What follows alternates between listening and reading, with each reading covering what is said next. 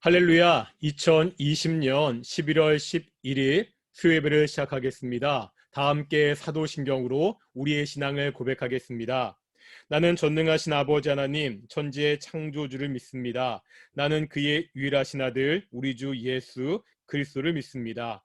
그는 성령으로 잉태되어 동정녀 마리아에게서 나시고 본디오 빌라도에게 고난을 받아 십자가에 못 박혀 죽으시고 장사된 지 사흘 만에 죽은 자 가운데서 다시 살아나셨으며 하늘에 오르시어 전능하신 아버지 하나님 우편에 앉아 계시다가 거기로부터 살아있는 자와 죽은 자를 심판하러 오십니다. 나는 성령을 믿으며 거룩한 공교회와 성도의 교제와 죄를 용서받는 것과 몸의 부활과 영생을 믿습니다. 아멘.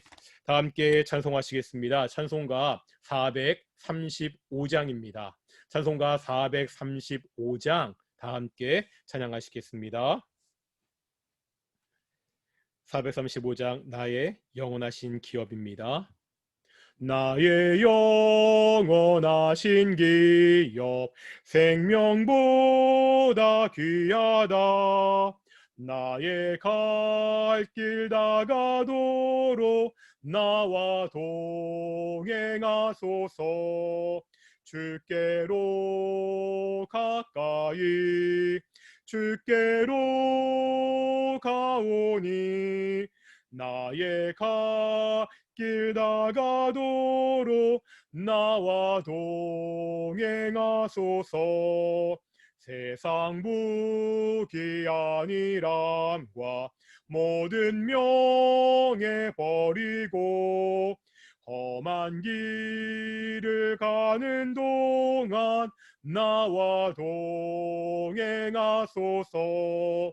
주께로 가까이 주께로 가오니 나의 길 다가도록 나와 동행하소서. 어두운 골짝 지나가며 험한 바다 건너서 천국 문에 이르도록 나와 동행하소서. 주께로 가까이 주께로 가오니 나의 길 다가도록 나와 동행하소서. 아멘. 기도하시겠습니다. 거룩하고 존귀하신 아버지 하나님 감사드립니다. 이번 주일은 추수 감사절 감사 예배가 있습니다. 아버지 하나님, 참 어렵고 힘든 1년이었지만 신실하게 지켜주심을 정말로 감사드립니다. 매일매일 같이 더욱더 감사가 넘치는 귀한 동인의 가정들이 될 수 있도록 주께서 인도해 주시옵소서. 또한 이번 주일날은 우리 김경자 집사님 권사 취임식이 있습니다. 아버지 하나님, 맡은 바 충성하는 귀한 권사님 되게 하시고 권사님의 충성을 통하여 하나님의 교회가 더욱더 풍성해질 수 있도록 인도해 주시옵소서. 하나님, 이제 말씀을 들을 것입니다. 이 말씀 가운데 함께 하시고 이 말씀을 통하여 하나님의 뜻을 우리에게 보여주시옵소서. 감사하며 이 모든 말씀 예수님의 이름으로 기도드렸습니다. 아멘. 예, 반갑습니다. 우리가 오늘도 사도신경의 말씀을 배울 텐데요. 제가 PPT를 띄우도록 하겠습니다. 보이시나요?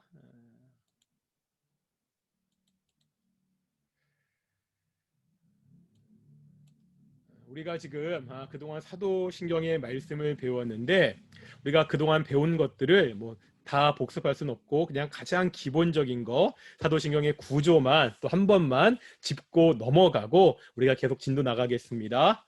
사도신경의 구조 어떻게 우리가 나눌 수 있다고 배웠죠? 크게 셋으로 나눌 수 있습니다. 반복되는 구절이 있습니다. 뭐가 반복되죠? 나는 믿습니다.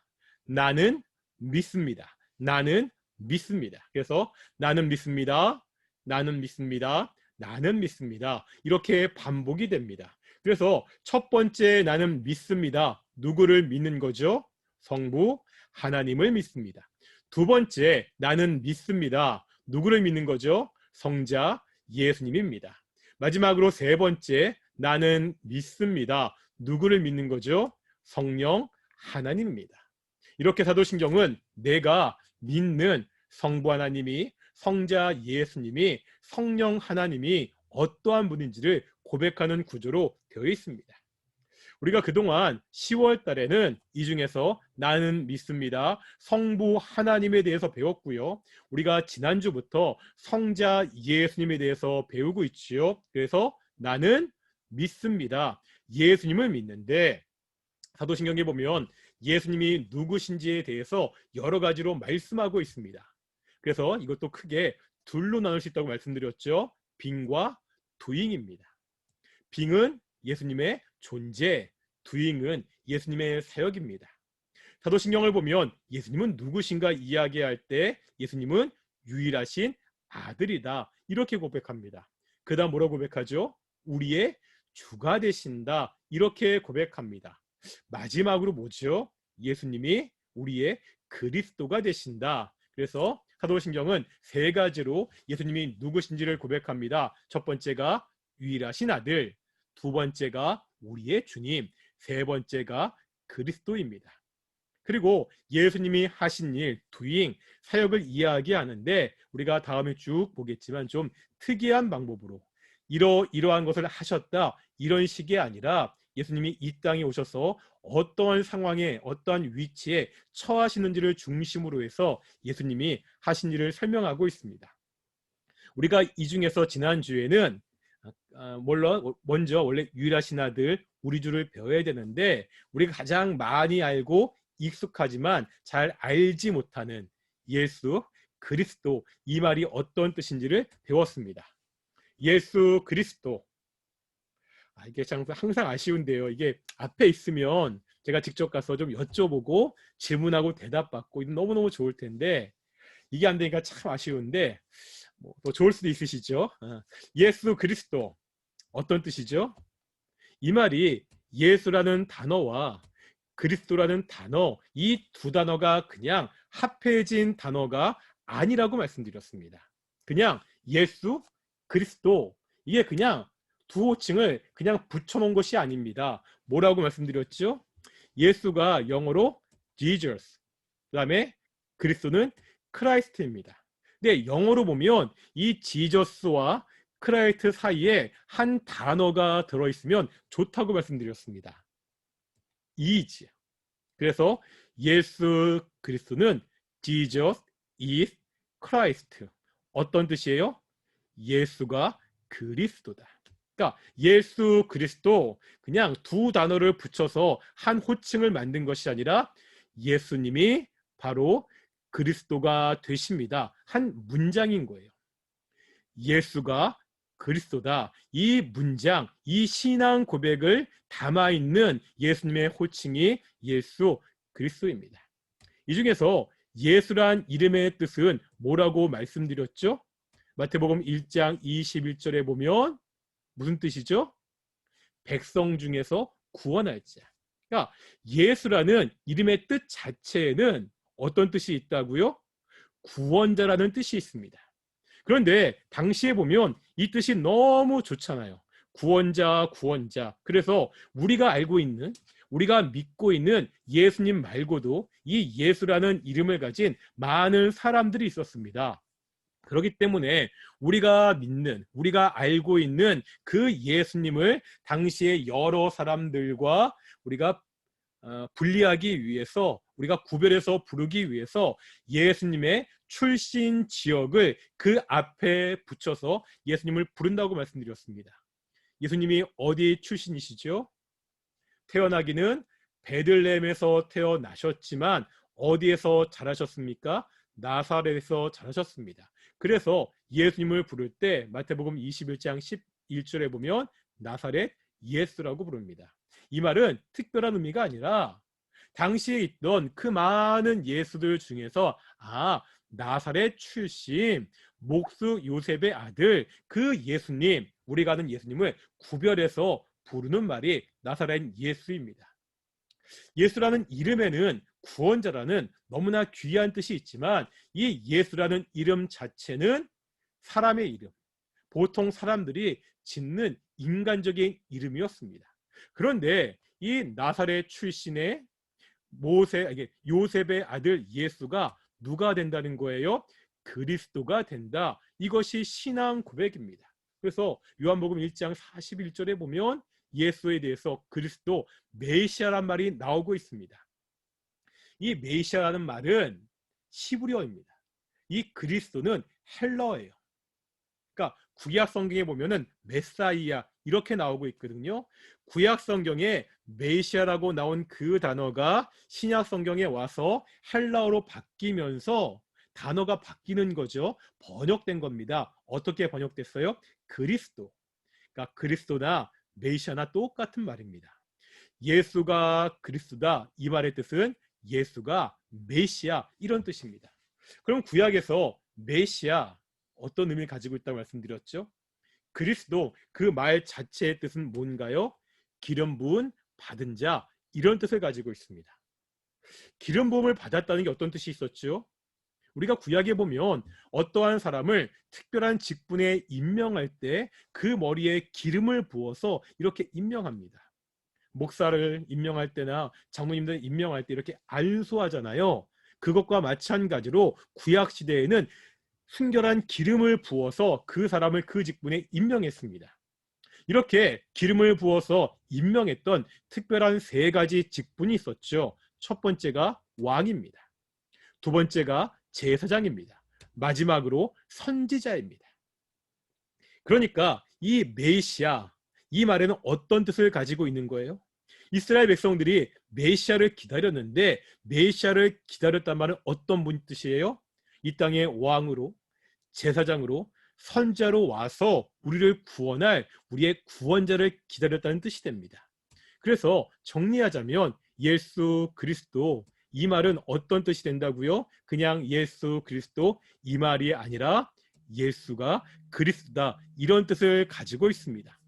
예수가 그리스도다. 이것이 신앙 고백이고 초대교회 공동체, 초대교회 사람들은 바로 이 진리의 말씀을 전한 거예요. 예수가 그리스도가 되십니다. 이 신앙 고백을 가지고 사람들에게 복음을 전파했습니다. 우리가 지난주에 여기까지 배웠고요. 이제 오늘은 예수님의 또 다른 이름, 또 다른 호칭이 되겠죠. 사도신경에 나오는 가장 먼저 나오는 중요한 호칭을 한 가지 배우겠습니다. 그게 뭐죠? 하나님의 아들입니다. 사진 하나 볼 텐데요. 이 사진 어떤 그림인지 아시겠어요? 이게 어딘지 아십니까? 이게 예루살렘에 있는 황금돈 사원입니다. 우리가 그 성지라고 해서 예루살렘 그림 많이 보잖아요. 그 그림에 보면 이렇게 위에 황금으로 된 이 사원의 그림을 볼 수가 있거든요. 그런데 예루살렘 성지에 있지만 이곳은요, 기독교의 사원이나 유대교의 사원이 아닙니다. 지금 이 예루살렘에서 이 지역을 관장하고 있는 사람들은 이슬람 교도들이거든요. 그래서 이곳은 이슬람 사원입니다. 왜 이슬람 사원이 여기에 있는 거죠? 우리가 그 사실을 좀 알 필요가 있습니다. 세계적으로 유명한 세 개의 종교가 있죠. 첫 번째는 우리가 믿는 기독교, 두 번째는 유대교, 세 번째는 이슬람교가 있습니다. 그런데 이 세 종교, 기독교나 유대교나 이슬람교나 이 세 종교에 공통점이 있습니다. 뭔지 아세요? 첫 번째, 성지입니다. 우리가 조금 전에 예루살렘 사진 봤잖아요. 이게 그 구약 성경에 보면은요, 아브라함이 이삭을 바친 곳이 어디였죠? 모리아 산이잖아요. 바로 그 모리아 산 위에 아까 봤던 그 황금돔이 있는 자리가 그 모리아 산이라고 그렇게 이야기합니다. 그러니까 유대교인들에게 이곳은 굉장히 중요한 성지죠.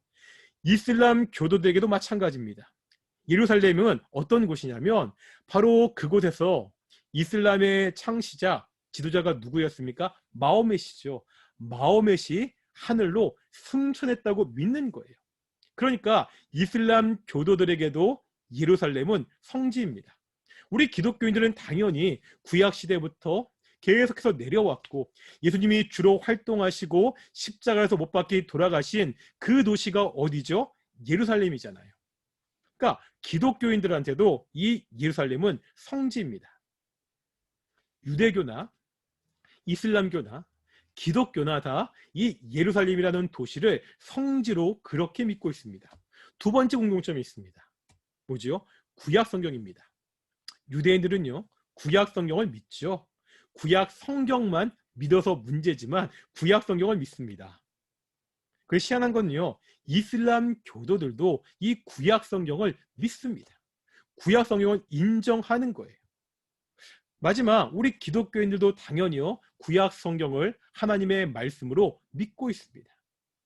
그러니까 구약 성경을 다 종교적인 경전으로 다 가지고 있는 거예요. 세 번째 공통점이 있습니다. 하나님입니다. 이게 무슨 뜻이죠? 구약에 나오는 구약 성경에서 말씀하시는 그 하나님을 새 종교다 믿는다는 거예요. 당연히 유대교들은요, 구약 성경 하나님을 믿죠. 우리 기독교인들도 구약 성경에 하나님을 믿습니다. 그런데 희한한 게 있습니다. 이슬람 교도들은 믿을까요? 안 믿을까요? 믿습니다. 이게 좀 희한한 거예요. 다만 우리가 하나님이라는 그 분을 뭐라 부르는 거예요? 알라라고 부르는 거예요. 구약 성경에 나오는 그 하나님을 알라라고 부르면서 그들도 이슬람 교도들도 하나님을 믿습니다. 그렇다면 이 이슬람에서 믿는 알라와 우리가 믿는 하나님이 같은 존재냐, 같은 분이냐, 이렇게 말할 수는 없습니다.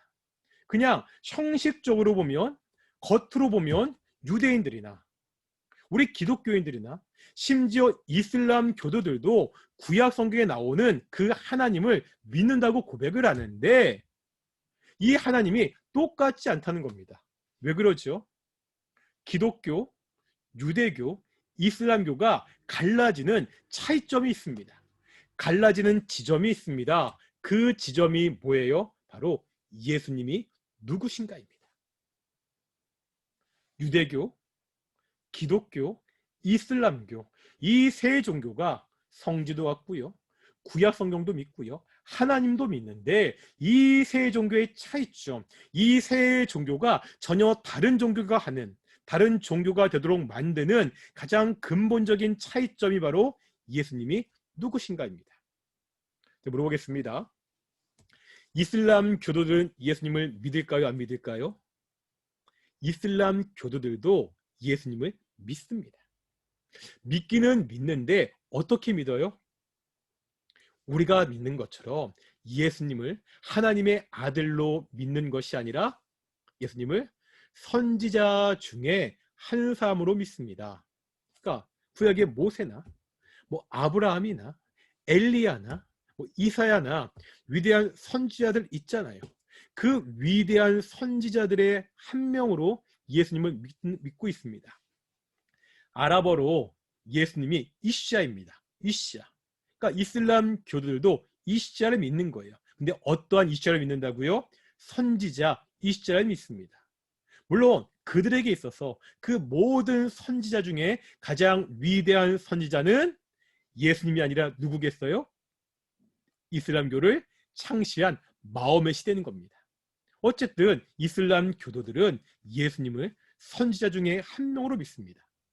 그러면 유대인들, 유대교를 믿는 사람에게 예수님은 어떤 존재죠? 이건 우리가 신약 성경을 통해 알고 있죠. 유대인들이 예수님을 십자가에 못 박아 죽였습니다. 그 이유가 뭐죠? 뭐였죠? 신성 모독했다고. 그러니까 유대인들에게 예수님은 자기가 하나님이라고 주장한 이단자, 이단아 신성 모독장이었습니다. 그래서 예수님을 십자가에 못 박아 죽였습니다. 하지만 우리 기독교인들한테 예수님은 누구십니까? 바로 하나님의 아들이십니다. 여기에 큰 차이가 있는 거예요. 우리가 예수님을 하나님의 아들이라고 부르는 순간 더 이상 우리가 믿는 하나님은 유대교의 하나님, 이슬람교의 하나님이 아닙니다.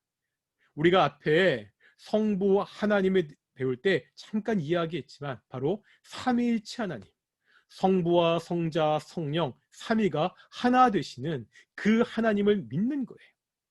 그래서 예수님이 하나님의 아들이시라는 이 고백이 굉장히 귀한 고백이 됩니다. 같이 한번 보실까요? 요한복음 10장입니다. 요한복음 10장 30절부터 33절까지인데요. 한번 보도록 하겠습니다. 요한복음 10장 30절부터 33절까지 말씀입니다. 같이 한번 읽어보겠습니다. 10장 30절입니다.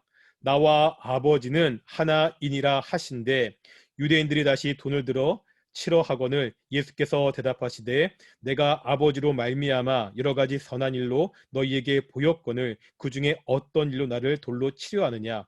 유대인들이 대답하되 선한 일로 말미암아 우리가 너를 돌로 치려는 것이 아니라 신성 모독으로 인함이니 내가 사람이 되어 자칭 하나님이라 함이로라.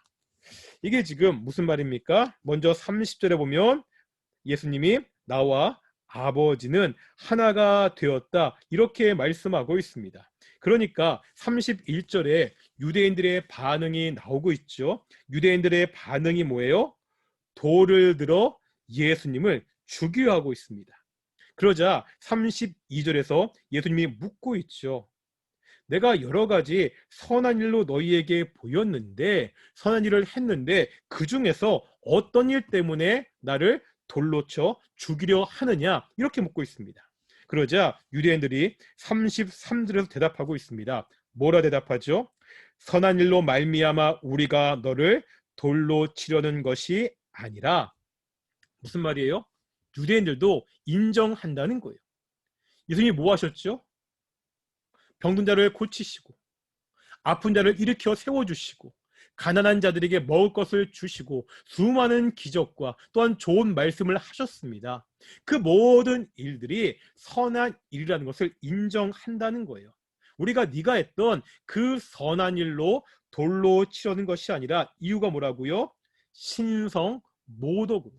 네가 신성 모독을 했다는 거예요. 어떻게 신성 모독했죠? 내가 사람이 되어 자칭 하나님이라 함이로다. 그러니까 예수님이 사람인데 스스로 하나님이다 이렇게 신성 모독을 했다는 거예요. 하지만 예수님은 뭐라 말씀하셨죠?